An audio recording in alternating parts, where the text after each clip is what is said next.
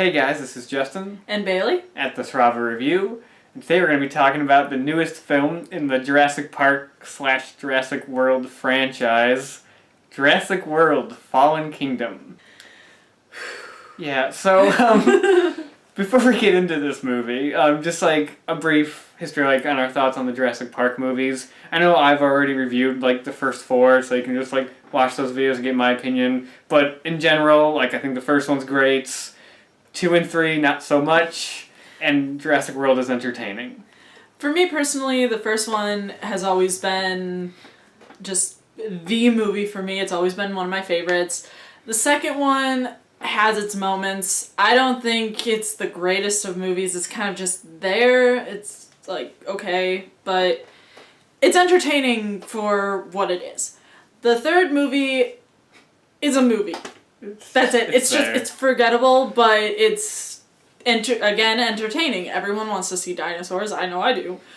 And the first Jurassic World, coming back into just all the magic of the original movies with creating new dinosaurs and everything, when you get that first opening shot of the park and the music plays, had me just in the theater like a little kid, Yeah, and I tend to kind of crap on Jurassic World sometimes. I kind of do it in the joking manner. All the time. But I do enjoy that movie. I do think it's a fun, entertaining movie that does capture the spirit of the original Jurassic Park.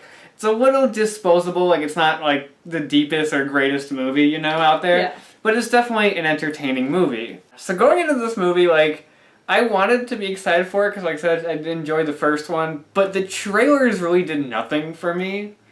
They just looked like schlock to me. To me personally, I don't know, they did nothing for me. It's not that the trailers did nothing. It's that the trailers did too much. Well, that's what you find out after watching the movie.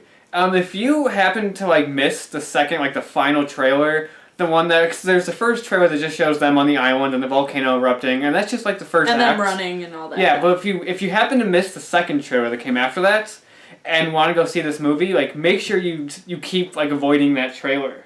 Just don't watch the trailers. And also, be completely honest. Also, I don't know how you did, because I got that trailer for, the last 6 or 7 movies that I've seen in theaters. And that trailer gives away pretty much the entire main plot of the movie. It gives away all the greatest parts of the movie. That too. Which is unfortunate, but... It gives away the final line of the movie in the trailer. Yeah. It's I was shocked when I was watching the movie. There's so many moments where I'm okay, I know what's going to happen there. It's oh yeah, there's the double cross that they showed me in the trailer. Okay, it's all that stuff was just given away so bad. But and then we're wow, we weren't surprised at all with anything in this movie. Okay, so trailer aside, after seeing this movie, we're just on the trailer at this point. There's elements of it that I like. But there's a lot of ridiculously silly and stupid shit in this movie. There's things that really didn't need to happen. There's good ideas, but the execution... They didn't follow through. No. And it seemed like the movie jumped around a lot. And it seemed... Yeah. It was like a little kid was pressing, fast forward and pause on a lot of things. Some things were really, really, really slow. Other things were it was just all of a sudden one thing after another happened and you're just kind of sitting there The movie kind of stalls in the middle half. Yeah. After they get off the island and the volcano erupts and everything, the movie just stalls. And then just throws in random stuff. And then just kind of throws in this climax, that's just set inside a mansion, and there you go. That's the ending of the movie. And you're okay. Yeah, and the script was a mess. The script was really a mess. And like I said, there's good ideas in there and stuff. Where I'm I see a good idea. I see the concept there, but execution-wise, it didn't work. I thought all the acting in the movie was fine. But to be honest, I didn't really care for Chris Pratt's character. He didn't have the charm that he did in the first movie. Here's the thing, in the first movie he was basically just Chris Pratt. But it might have just been coming off of Guardians of the Galaxy where I was I was just in on it and his charm was working. But in this movie he wasn't even that. He had kind of Chris Pratt moments, but aside from that he was just kind of there. And Then again- same with the other main actors. They're all just kind of there, and then their relationship is the same exact thing as in the last movie. Yeah. It's the exact same. Like, oh, they're not together anymore. Oh, but they're gonna get together at the end. That's the exact same seems character like development that's- as the last movie. You know what? It seems like that's just the cornerstone of their relationship is, wow, I only like you when we're about to get murdered by dinosaurs. I guess. But Kinda there's a seems lot. like There's it. a lot of that. Like a lot of just Claire stuff that, has a danger kink. I guess. But even the same thing with characters who are doing the exact same thing as first movie. Dr. Wu is back. And it's the exact same role as he has in the first movie, you know? He's there discussing the ethics of what he created. And then at the end, when everything goes to shit, he gathers his stuff and runs away. That's the exact same thing in this movie and in the last one. There's nothing there. There's not really... He didn't need to be in the movie. He really didn't need didn't. to. He didn't need to, but he's kind of like... He's the one guy we can afford for Unfortunately- a whole movie. Unfortunately, it kind of seems like he's been set up as the villain, even though Kind of. he's not really a villain. We went through this the other day when we first got out of the movie, and we were talking about this. For me, I never see Dr. Wu as a villain, mainly because, like, in the first Jurassic World, everyone's saying he is because, oh, he created this evil dinosaur, and oh, he's like packing up all the stuff and like making money making more evil dinosaurs, but his original goal was to make this dinosaur. He was told to make it scary, he was told to make it big, whatever it took just to make it. And that's what he did. He made this terrifying dinosaur with what he could, and this thing wasn't It's just meant silly. Its purpose wasn't meant to cause harm and cause havoc. It was meant to just But he should've be an known- attraction. And what Ian Malcolm would tell him, he should have known the repercussions of this to begin with. But also, speaking of Ian Malcolm and pointlessness, they really should not have like told us that Jeff Goldblum was going to be in this movie. It That should have been a surprise. because his role is a cameo. Yeah. You see him like at that like conference talking to Congress. That's his role in the entire movie, and I kind of expected that going in after seeing the trailer. I was like, Yeah. that's all it's going to be. But it's still disappointing watching the fact that he has no real relation to the plot of this movie at all. Except for just to warn people about the repercussions of what's going to happen. That's all he's there for. He doesn't interact with the main characters. He doesn't do anything. You could just cut him out and the movie would be exactly the same. The one thing I will say is that I'm kind of happy that his cameo was Malcolm as first movie Malcolm, not second movie Malcolm. Action movie star Malcolm? Yeah, he was first movie Malcolm where he's literally talking in big words and just confusing everyone.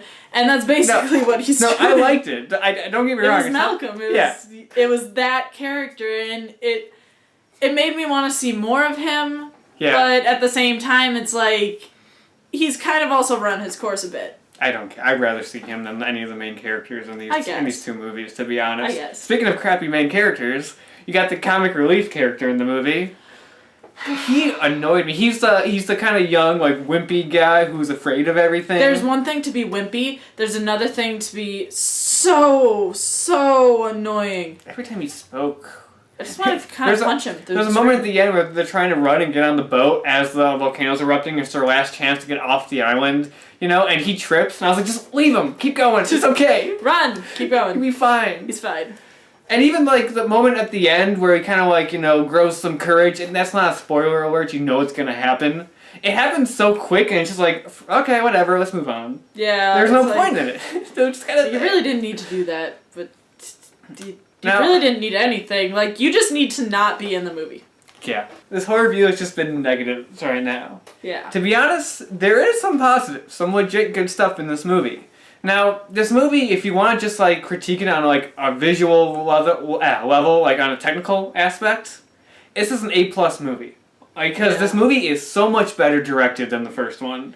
I forget. Beautifully made. Like, honestly, it's amazing to see how far Jurassic Park and Jurassic World has come in this long. Like, you watch the first Jurassic Park and you're like, oh, cool effects for, like, what they had at the time. But then you see now and you're just... It's amazing to see the contrast. Yeah, on a directing level, though, I'm spacing out on the director's name, but he is such a better director than Colin Trevorrow. I mean, that's not even a problem. Trevorrow's direction in the first Jurassic World was fine. It was good enough, it was serviceable.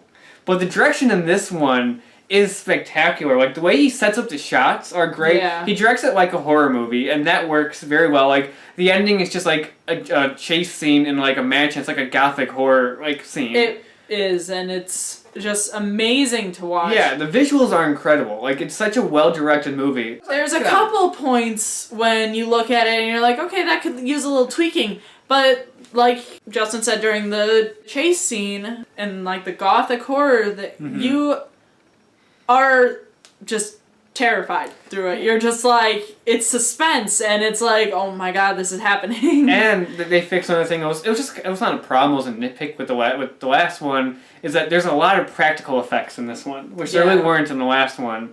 And there's a lot of great practical stuff. Like, there's some stuff with like Blue when they're trying to get like the bullet out of him, and like the actual dinosaur is there squirming on the table, or even the scene where they're with the T-Rex, who was all sedated in the cage, or not the cage, but in the truck. Like, those effects are great. It's so wonderful to see like the return of practical effects. But in such an amazing way, too. You look at it and you're thinking, wow. But then when you get to the CGI is really good too. Yeah, like, there's a couple little... There's iffy moments. Yeah, there's a couple different parts, like when you see the brachiosaurs, and it's like...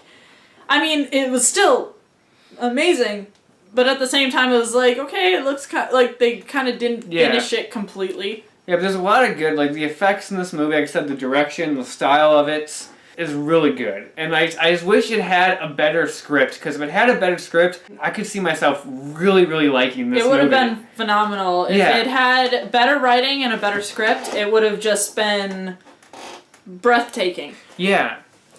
And, like, it makes me even more disappointed for the third one, because they're bringing Trevorrow back to direct the third one. It's like, no, bring this guy back. Without getting into, like, how this movie ends, this movie just kind of goes for it in the end, and the ending is utterly ridiculous and kind of bonkers.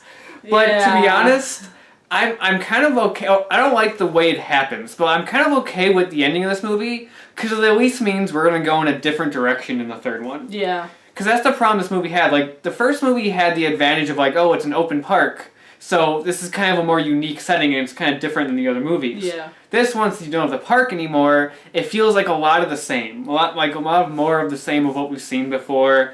And I feel like with the third one, with the direction they're going with the third one, it's going to be something totally unique, totally crazy. The thing is that as much as it did feel the same, there were differences. There was complete differences, too. I mean, I just mean like it's just kind of the same stuff. Like, you got, like, you know, the evil businessmen who want to sell off the dinosaurs. But what I'm saying is that it's not the whole, oh, now we're trapped on the island. No. Or, oh, now, like, there's no possible way to leave. The ending of this movie is utterly insane in, like, what it implies for the future of the franchise. And, like, at this point, I kind of got into the absurdity of this movie, because this movie is absurd. And I know this is a franchise about genetically engineered dinosaurs who are dinosaurs come back to life. How, may you ask? Will we get more crazy than this? Well, but there's that, and I said I can buy that, but there is a twist in this movie. There's a twist that doesn't need to be there. There's a twist that really didn't need to be a twist.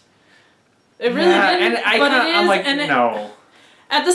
Okay, as much as it didn't need to be there, I was kind of waiting for it to happen, just because of what Jurassic Park is in the first place. Yeah, but it's of what it is and what the movies and the book is about.